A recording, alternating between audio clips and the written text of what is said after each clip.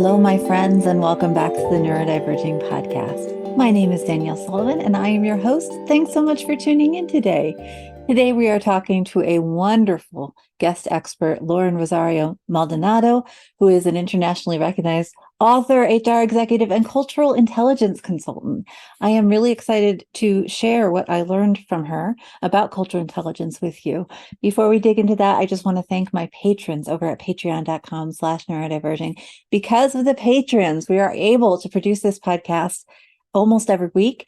And I am so grateful. If you would like to join our community where we have a bunch of really cool perks, as well as just the podcast, you can join us over at patreon.com/neurodiverging. Thank all of you over there so much for supporting this effort. It's really appreciated. Today, I'm talking to Loren Rosaldo-Maldonado, who is, as I said, an author and HR executive and a cultural intelligence consultant with a passion for helping people and institutions navigate the complexities of the human condition.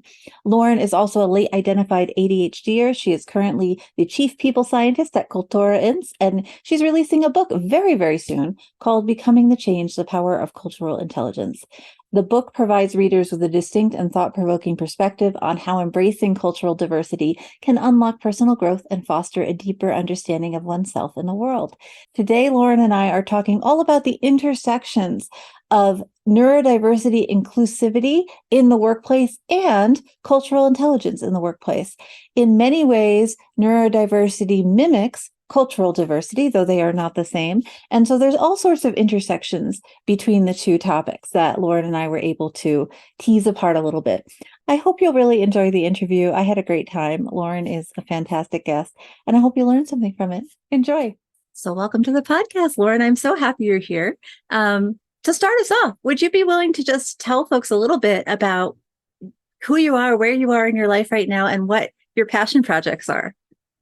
Hi, Danielle. Thank you again for having me here today. I am Loren Rosaldo-Maldonado, and I am a leadership development consultant who, after spending over 25 years in corporate America, launched my global consulting business earlier this year, focusing around leadership development for individuals rooted on cultural intelligence and cultural humility research. My latest passion project is I have been working on a book for the last 2 years, and it finally launches or publishes, I should say, this fall, late November to early December. And so this work is a culmination of both my corporate America experience, my journey towards becoming culturally intelligent, and highlighting people across the globe who have done that as well. That's so exciting. Congratulations on your book. That's such a huge project. I'm sure it feels great to be almost at the finish line with that. Yes. I'm excited. I think writing, rewriting, and rewriting again it seems to fit these days. Yeah. It is, well, for me anyway, a frustrating process, but one that really requires us to hone in on exactly what we mean and exactly the way we want to say it. And I always find it a clarifying process. So I like that, reframing it as a clarifying process, because you'll relate. You get inspiration from anything, from iguanas to the air to the palm trees or sand. It's incredible. And so sometimes I have to kind of stop myself and say, okay, this is the most viable product today. Let's stop. Yeah. And I think many of us with certain types of brains, especially, but all kinds of people have so much creativity. And I find myself wanting to put energy into 20 projects at once. I hear the same from clients. And it's always about figuring out, for each person, I guess your process of discernment about what you're going to choose to put your energy in is different. For me, it's always about which one of these things is going to serve folks best in this moment, or serve me best occasionally. But then I work, with folks who are evaluating their lives differently and understanding things differently. And everybody has to come to their own understanding of how do I evaluate, right? This project over this one, over this one, over this one. And often I end up not doing the clarification process of rewriting and rewriting and rewriting, because it feels hard to want to put energy there when there's all these other things.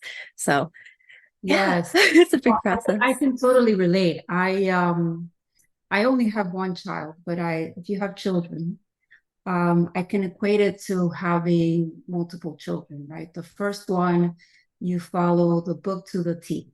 You're monitoring every breath that the child takes for everything. But by the second child, you're thinking, oh, okay, this is fine. Okay, well, you make some concessions. Well, I'm in the first child neuroses where this book is like having my child. And Yeah.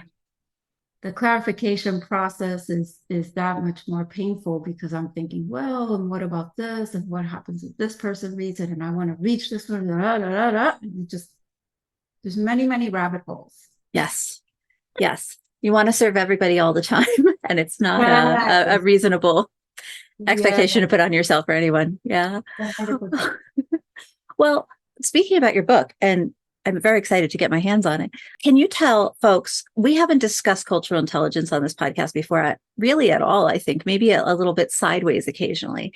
Do you have a go-to definition or set of definitions that kind of we can use for this conversation, just to orient folks in what cultural intelligence is and why it's important, especially in the workplace?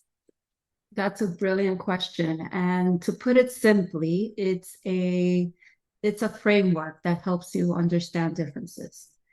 And it provides you with the skills that you need around doing that. And that's as simple as I can put it, right? It has 4 different dimensions that intersect to help you do that. And what I like most about it is the understanding differences part. Mm-hmm. Because we talked about this a little bit before, in the workplace, you don't understand a lot of these differences. And sometimes, there is some language around that, but not necessarily intuitive enough to where everyone can partake. So what I like about cultural intelligence is that it provides a neutral language to do that. Wonderful, thank you.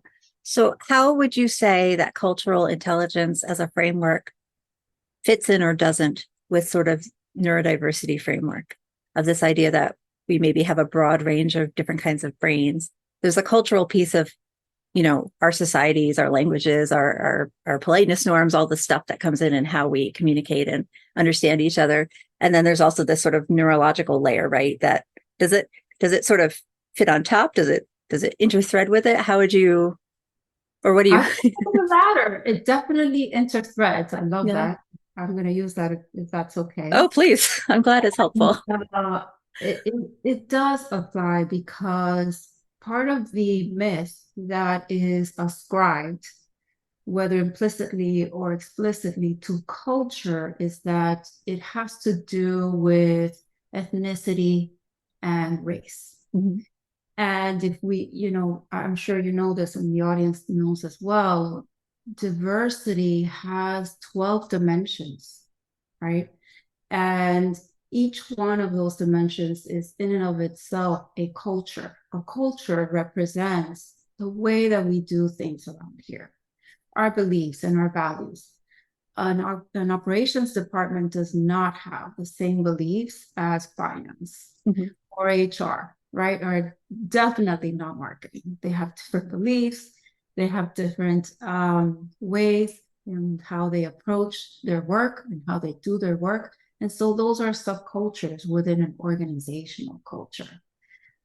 So that's one of the myths that I like to demystify, is it's not necessarily just about your ethnicity, your race, your national origin.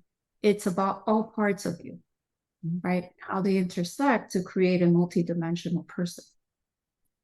Yeah. And what about within one, say, department? So say you mentioned marketing. That's the one I'm most familiar with.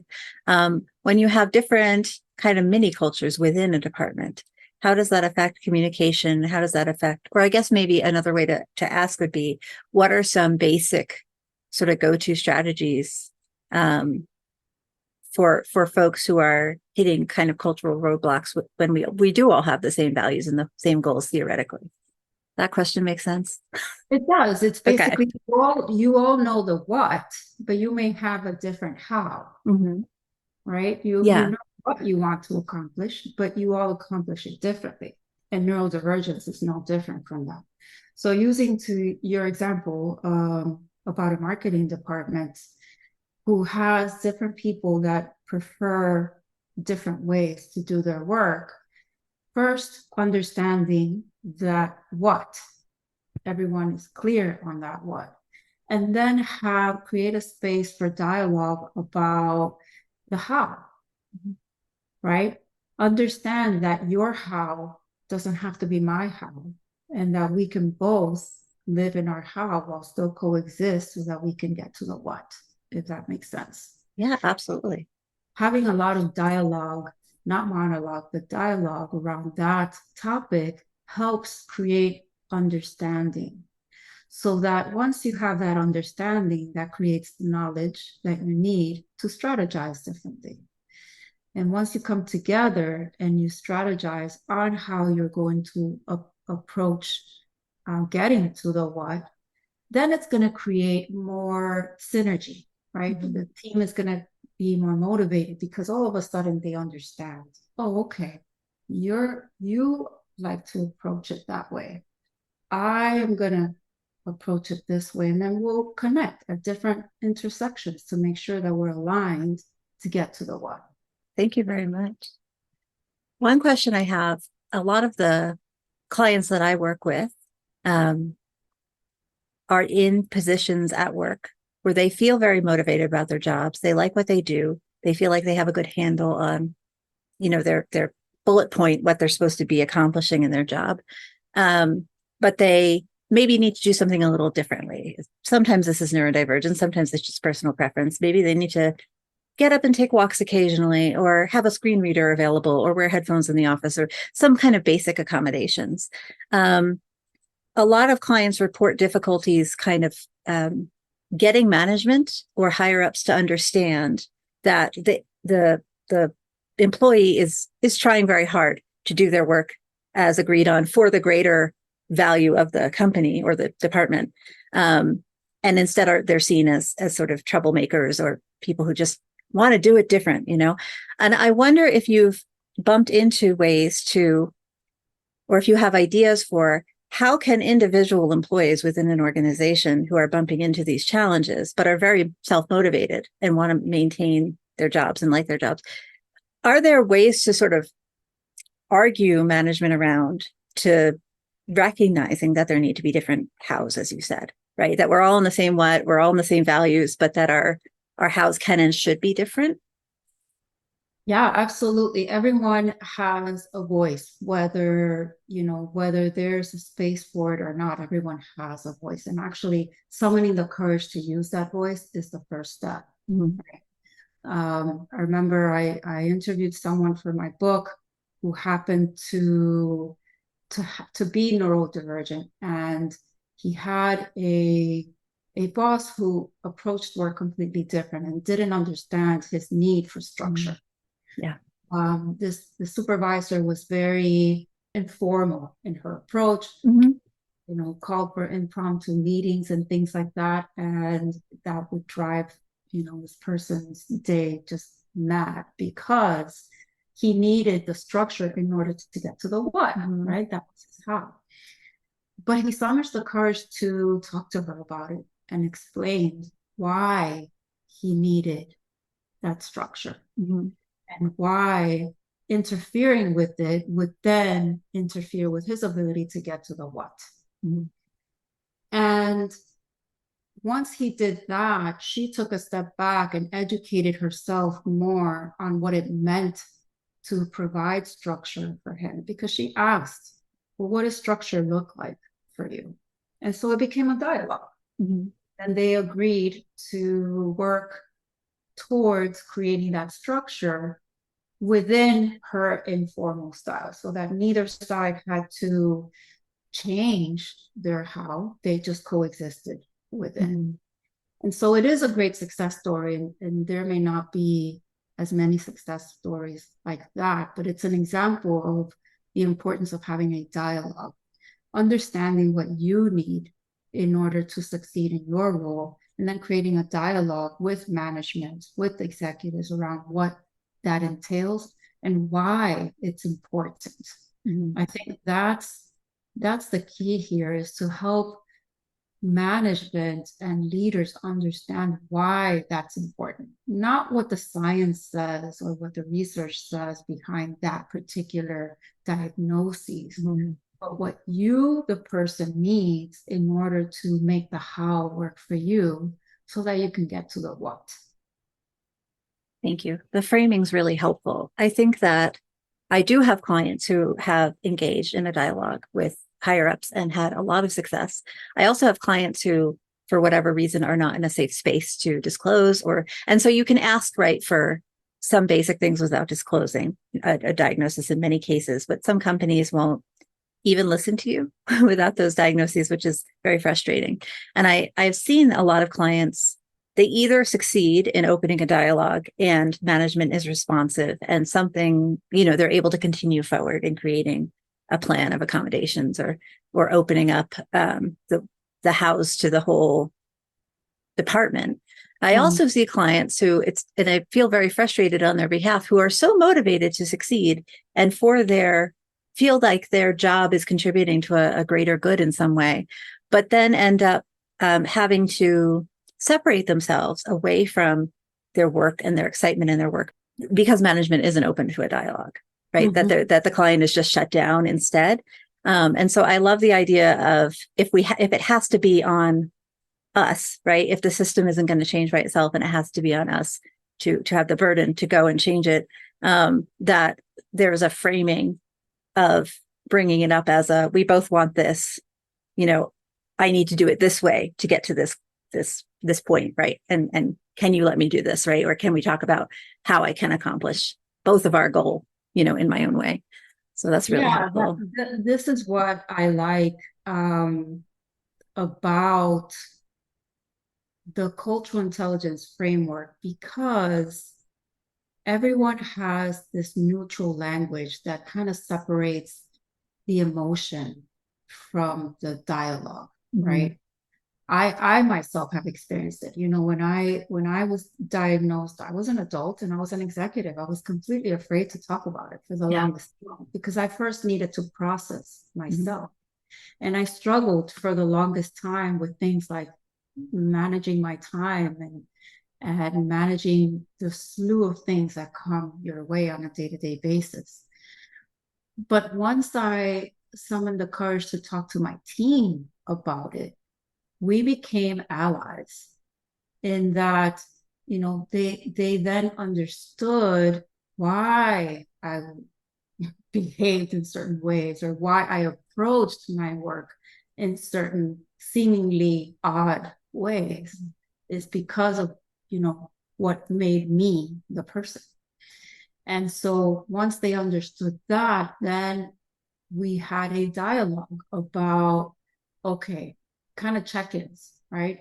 If I approach to do this way, I have to understand that they don't approach it that way. And so I have to flex a little bit in their direction. And so it became this choreographed dance as opposed to this house. We're all stepping on each other's toes, right? But to your point, both sides have to create understanding. Management has operated this way for the longest time and has been, and it hasn't really been disrupted up to this point. But here's this person that sees it differently, not because they don't want to achieve. That's not the mission here, but because they are different. And so that changes the narrative to create a deeper conversation about how to get to the what. When you go into work as a consultant, when you go into a pre-existing corporate structure and are trying to assess what maybe training they need or what support they need to become more culturally intelligent, I guess, what do you look for to assess if they're even open to it, if there is space in the organization to make change and to listen to their people and their people's needs? It depends on the nature of the project, Mhm. because I know now that no two companies are alike. It's like DNA. There are no two DNAs that are identical, not even with identical twins. So part of the discovery questions that I include have to do with change management and understanding whether the organization is ready for the change that they want to see. So there are some questions that I use as kind of an X-ray to understand whether they are ready for the change that they seek. Mm-hmm. And you can tell if they are committed to the change, to the project, to the evolution that they would like to see. The other is, I understand that diversity is often used as a blanket for a lot of things, a lot. So my responsibility is to help the client understand what it is that they want and whether they are ready for it. Mm-hmm. So once I have a clear understanding of that, then I can formulate, an action plan that works for that specific client or organization. Thank you. That's really helpful, because I can see individuals adapting that sort of approach to handling their own management, or, just trying to research in the job search. How do I get a lot of people asking, how do I ask questions when I'm in an interview, or or if I'm on their website, or, I'm already in the job and have been for many years, but need to talk to management. And I think it's all about that framing, like you were saying earlier, about figuring out the where are they, and where can we maybe nudge in a direction that is relatively safe for the individual, but it might encourage change, in a higher up. So of course, because we have, I'll give you an example. Many, many times I'll get a request for proposal for unconscious bias training. Okay, let's talk about this. What does unconscious bias really mean to you? What about unconscious bias is important to the organization and its mission? Mm-hmm. How is this related?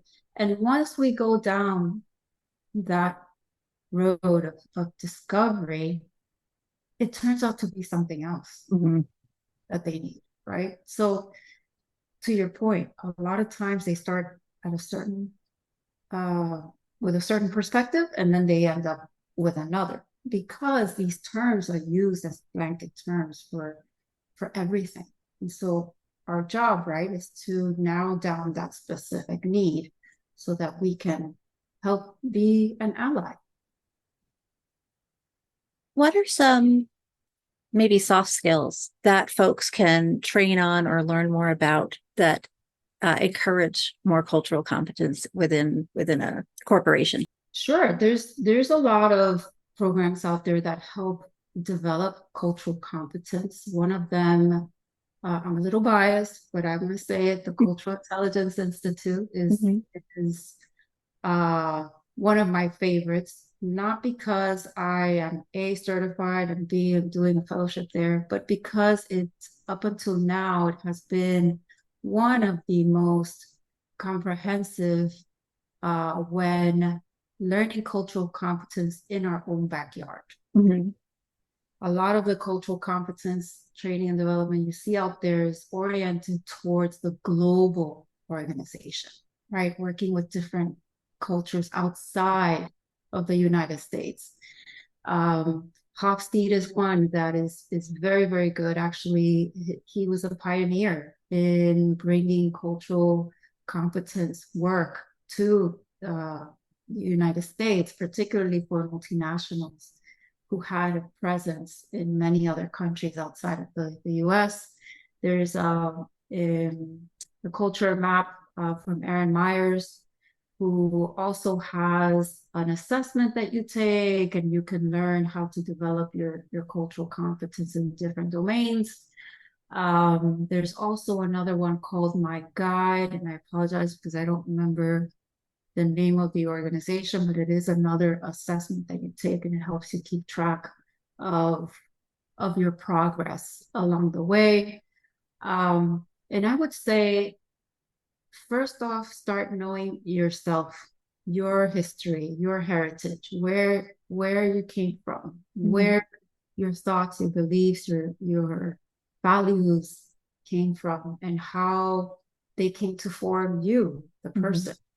Once you understand that, I would say that's a prerequisite, right, to becoming competent, because our values came from somewhere. We learned it from somewhere. We believe what we believe because we learned it from somewhere. And understanding that creates expansion to understand more and to understand differences.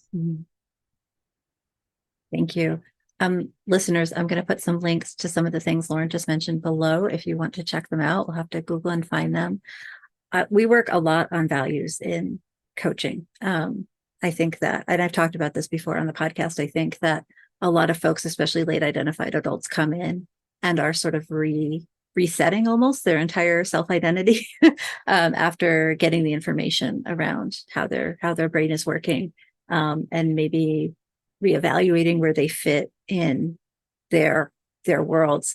And a lot of times we end up working on exactly what you just said. Basically, what are the most important values that you use to make decisions or ideate on your own life? And then, which of these values are things that you truly, honestly, in your heart, authentically believe? And which of these are things that you picked up from parents, society, church, the TV, like wherever else that you feel like you should be engaging on, but you don't actually authentically believe? And just doing that initial step of splitting out what's kind of true to you and what's a should, just to shorthand it. What's the thing you think you should be doing that maybe you don't actually care about that much.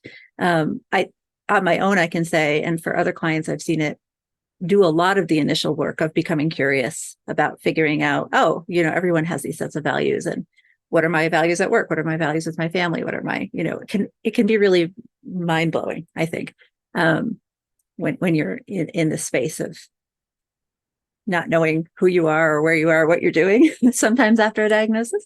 So it's really interesting and kind of exciting to me to hear the follow through of that, between kind of that self-identity piece, self-understanding yourself, self-understanding of your culture, and then carrying that into, well, how do I communicate best and approach with curiosity all these other kinds of people with all these other kinds of thinking patterns and all these other kinds of backgrounds and understandings of the world. So that's really exciting to me. Of course. And you said it perfectly, right? It starts with yourself. You have to go in first before you go out.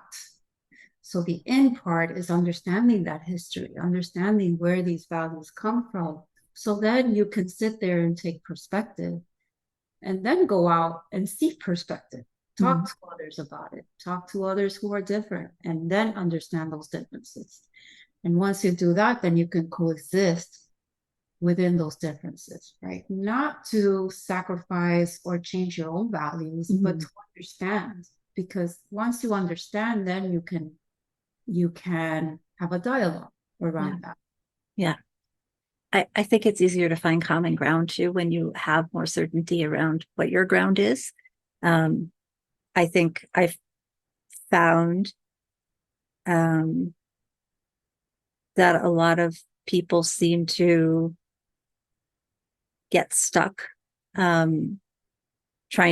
they end up trying to defend a value that isn't really theirs, especially when it comes to the workplace, especially a bad workplace or a dysfunctional workplace.